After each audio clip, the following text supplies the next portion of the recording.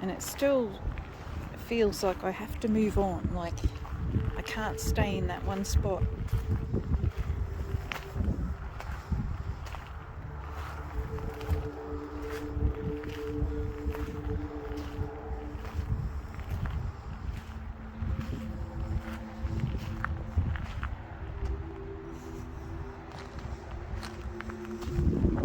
I'm not sure what it is. It just doesn't feel very welcoming. It feels the opposite, like I'm being warned away. Okay, this one is Jane Liddell, nee Lee. Jane Lee was born in 1832 and she married John Liddell in 1852. We'll try that again later. It's going to rain again. It's about to rain again, so going with the flow of feeling like I'm not welcome at that section. Cut across and go back to the car because it's just going to bucket down again. I can feel it. It's become bitterly cold. So there are a lot of unmarked graves, and we'll continue to do this section if the rain eases up again. But as you can see, there's more coming. Patches of sunshine, but not for me.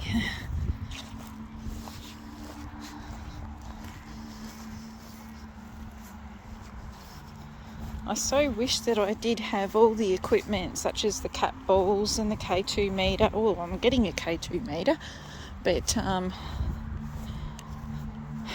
love to have a REM pod and all those sort of gadgets just to help. Back in the car.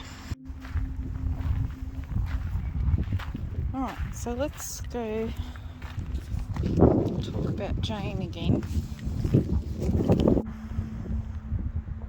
So once again we're back at Jane Liddell, nee Lee, her grave. And I don't think I got as far as explaining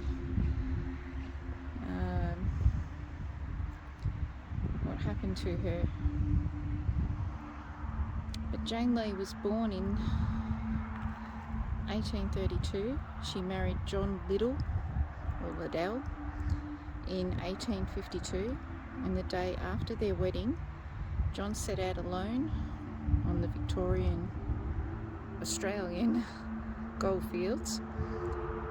And in 1857, Jane travelled to Australia to join her husband. Eventually they bought shares in the Try Again mine in Piggereet, which enabled Jane and her husband to establish the Try Again Hotel, known as Jane's Place. The hotel's prosperity was closely linked to the mine, and at the height of the gold rush, the town was described as contented and a happy place. As the gold ran out, the hotel started to gain renown for crimes such as permitting unlawful sports in a public house and being searched for stolen goods. Jane's life was hard, typical of women in the 1860s, and Jane became an alcoholic and was involved in brawls, but was also known for her acts of kindness to the poor and unfortunate. Jane died in 1874. Her funeral was reported in the Ballarat Star, which was the local paper then. And it was one of the largest in the district, with a hearse followed by 53 vehicles and about 70 horsemen. She was referred to as one of Piggereet's oldest and most respected citizens, and she was only 41. Jane had no children. Her husband married again, and both he and his second wife were buried with Jane. May she rest in peace.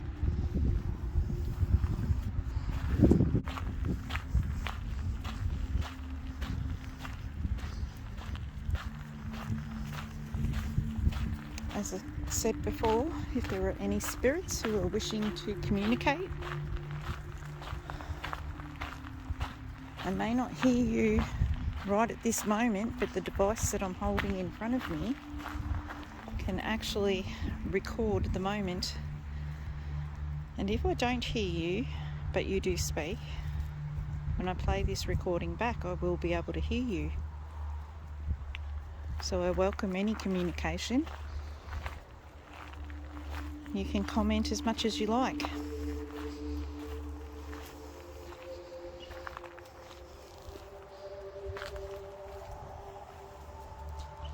Okay, this one is the grave of a doctor, Dr. Louis Sanger.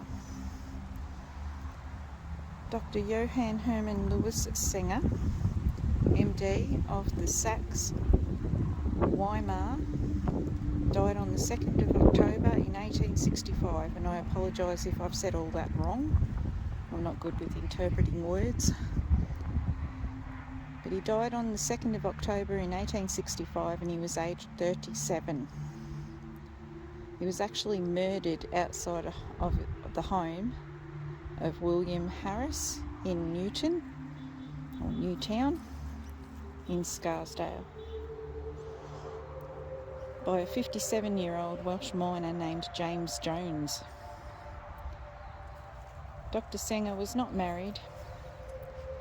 He'd lived in the district since about 1855 and was the public vaccinator in Smythesdale in 1859.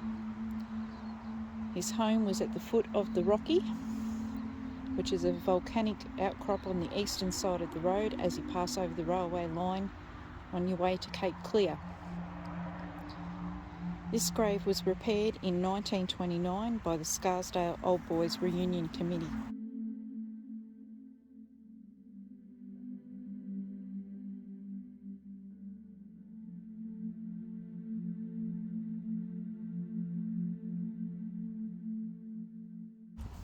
I wonder what he would actually think about the vaccinations that we're getting currently. Would he agree, or would he agree to disagree? Maybe he can tell us.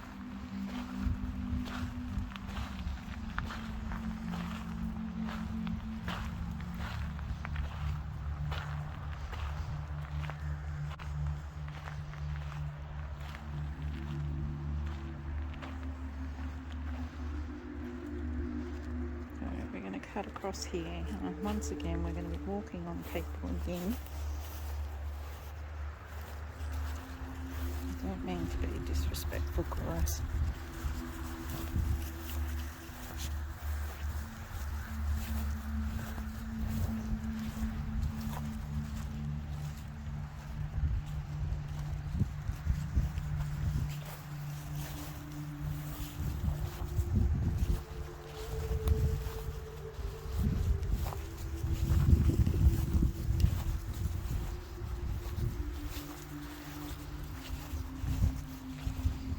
Sorry about the camera work, guys. Oh, McNamara. I used to know the McNamaras.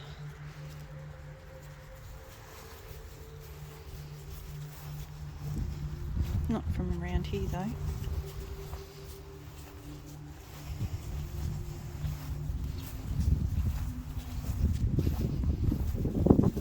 Oh, look at that. Jeez. Bit of flooding. Come, Bundy. Oh, jeez.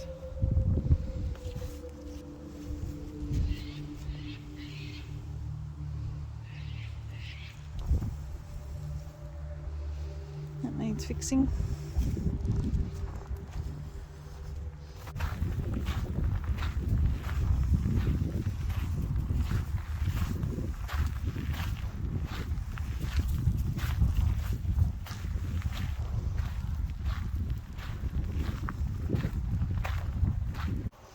This one is John and Isabella Lynch. And John married Isabella McGregor 1838 to 1900 from Perthshire in Scotland, and on the 12th of April 1856. John and Isabella had 14 children. They had a large family of well-educated and intelligent children, and the great tragedy is that there's not one single descendant alive today. She had twins, Jane and Mary, who were premature, and they died shortly after birth in January 1872. Later that same year, a diphtheria epidemic killed a further 5 children: Catherine Isabella, Paul Duncan, Mary Janet, Patrick and James. Now, you hear me mention Patrick quite a few times in some of my other videos. He's one of the children that actually follow me around. Patrick died 10 days before my birthday on the 9th of September, but he was only 2. So the children that died after the twins from the diphtheria: Catherine died on the 8th of February, aged 7. Paul died on the 15th of February, aged 11 3/4. Mary had died on the 5th of September, aged 9. Patrick died on the 9th of September, aged 2. And James died on the 11th of September, aged 4. So it wasn't a good month in September. She lost 3 all up in September. Absolutely tragic. Walter Francis also died in 1878, aged 1, and it says of debility.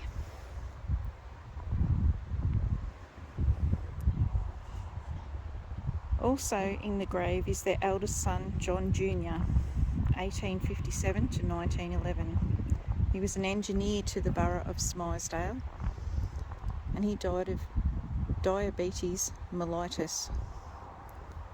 Of their other sons, Peter, born in 1858, and Maurice Edmund, who was born in 1875, they became doctors and they moved to Melbourne. Thomas was born in 1867, and he became an engineer, and he went to Perth in Western Australia. Arthur Albert, 1861 to 1934, was undoubtedly the most famous of their children. He was university educated and he moved to Europe. In 1899 he joined the 2nd Irish Brigade and he fought against the British in the Boer War. Sentenced in 1903 to hang for taking up arms against his country and ordering those serving under him to fire on British soldiers, he was later released in 1904 and then pardoned in 1907. The only surviving daughter, Isabella, 1873 to 1907, married Michael Martin and was buried in the adjacent grave, aged 34, in 1907. Her daughter Mary had never married.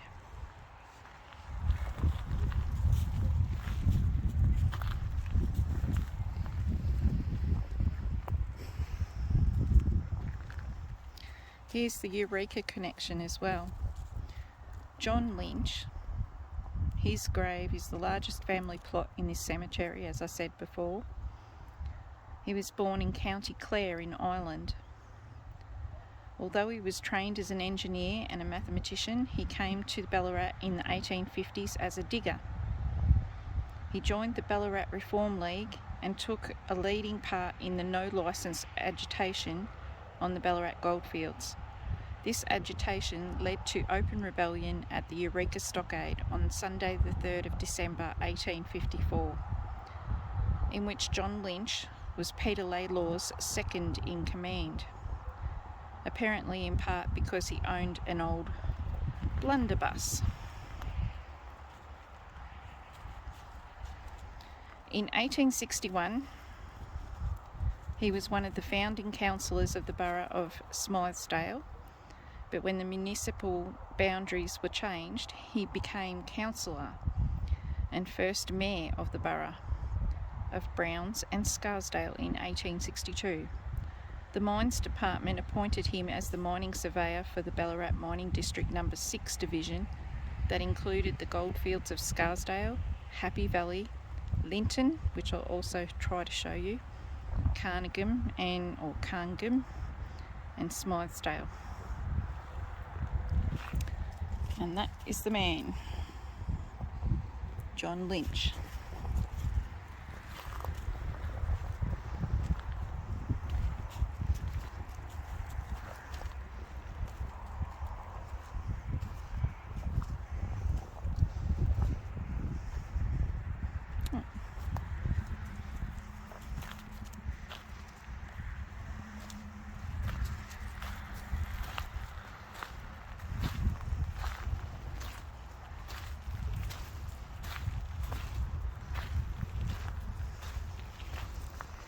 Now back to the doctor's grave.